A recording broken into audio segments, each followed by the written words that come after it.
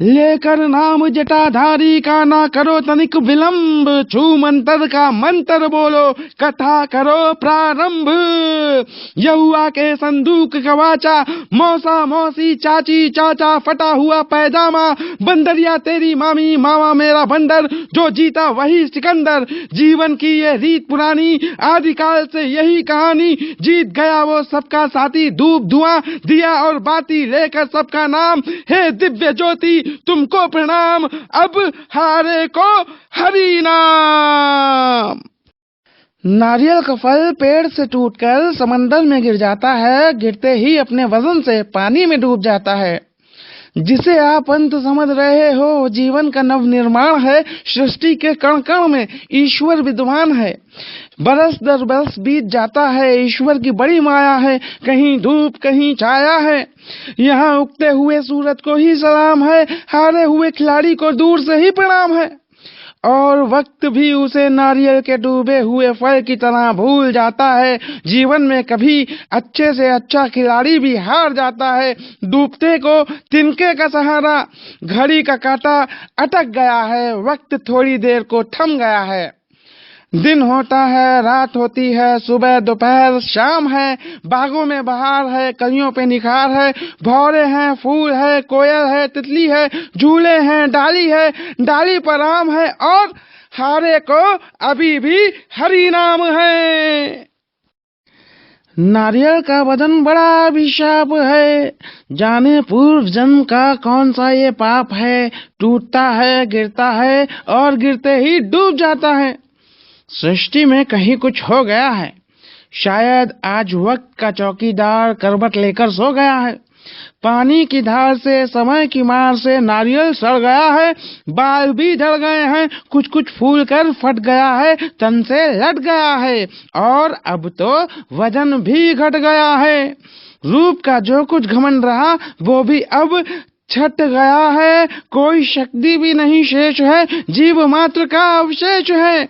नीरसता इतनी कि बस अब मर जाना चाहता है। नारियल अब ईश्वर के घर जाना चाहता है, अब अपने आप को भूल रहा है, जीवन और मृत्यु के बीच झूल रहा है। यूं ही अचानक ये विचार आया, शायद पिताजी भी उसकी मृत्यु ही थे चाहते, वरना धुतकार कर यूं पानी में क्यों गिराते।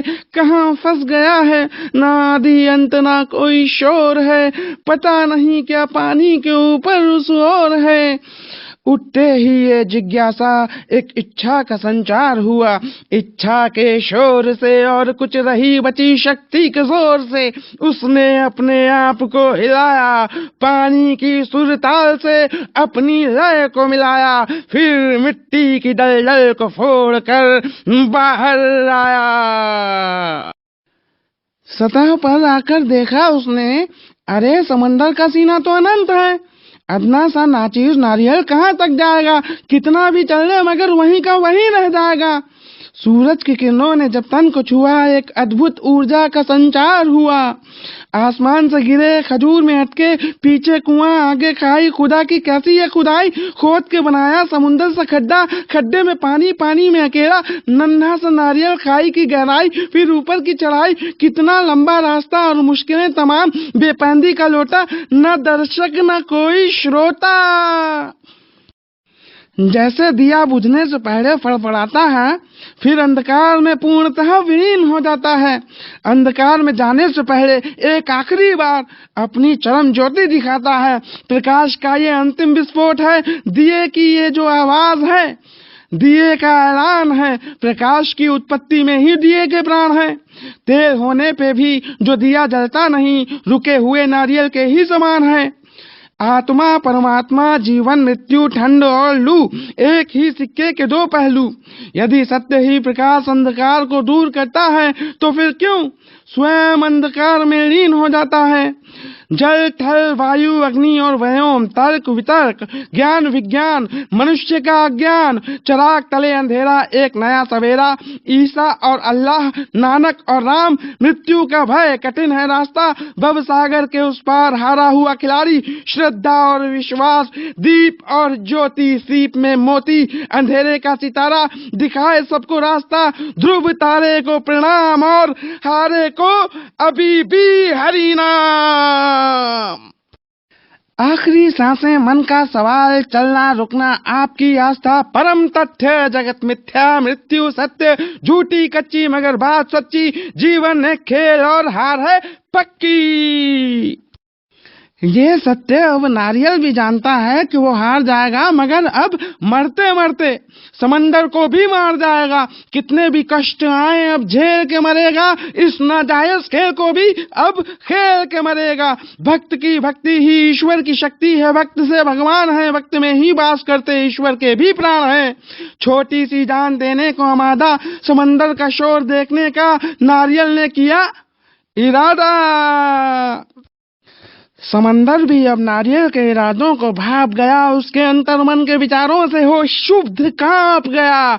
इसके आत्मबल को तोड़ना होगा, इसको कई टुकड़ों में फोड़ना होगा। धर रूप विराट करता अट्टहास प्रकट हुआ, रे मूर्ख बड़े बड़े जहाज भी आकर जिसमें डूब जाते हैं, तू पिद्दी सा नारियल कैसे उससे पार पाएगा। नारियल का संवाद, एक नया अपवाद। महाराज, मेरे इरादों को आपने देर से भापा है। अभी अभी ही मैंने आपकी गहराई को नापा है, गहराई नापी है, अब दूरी नापने का इरादा है और नाप के दिखाएगा। इसका भी समंदर को उसका वादा है। आज नारियल ही समस्त सृष्टि का केंद्र बिंदु है। इरादा बहुत प्रबल उसका और छोटा बहुत अब सिंधु है। लुढ़कता थिरकता, डूबता उतरता, तीव्र मंद कभी अपनी चाल करता। रात देखी, प्रात देखी, धूप घाम बरसात देखी, बिजली की तलवार देखी, हर तरह की मार देखी। सिंधु चाहता है प्राण उसके, पर सह गया सब वाण उसके। तूफान पर भी चढ़ गया, गिरता पड़ता बढ़ गया। लहर चाहती तोड़ने को, वायु चाहती मोड़ने को, विकट प्रयास उसको फोड़ने को।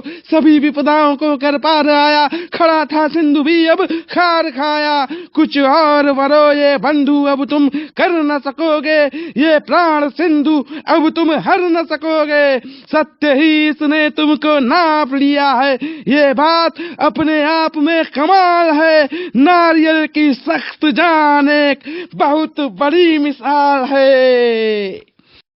सूर्य चंद्र ध्रुव तारे को पहचान गया है, हवा की गति का सही अनुमान इसको। लहर का सीना भी अब है फाड़ देता, पलट कर मौज को भी हुनकार देता। तूफान का भी नहीं है त्रास इसको, अपनी शक्ति का सही आभास इसको। निकट बहुत अब तट आन पहुंचा, रोकने की चेष्टा सिंधु अब व्यर्थ है। बीज अब अपने आप में समर्थ है। कभी कभी पिता पुत्र को छोड़ जाता है, जैसे नारियल अपना बीज समंदर में गिराता है। शायद अति का ये विश्वास उसको कि एक दिन पुत्र उसका रहस्य ये भेद लेगा। अपनी शक्ति की सही से जब वो माप लेगा, समंदर का सीना चुटकियों नाप लेगा। समंदर को नाप लेने की नारियल को तड़ है, इसीलिए हर समंदर के तट पर नारियल की ही जड़ है। नारियल ने अपने फल से कहा, बेटा जरा समंदर को नाप आ।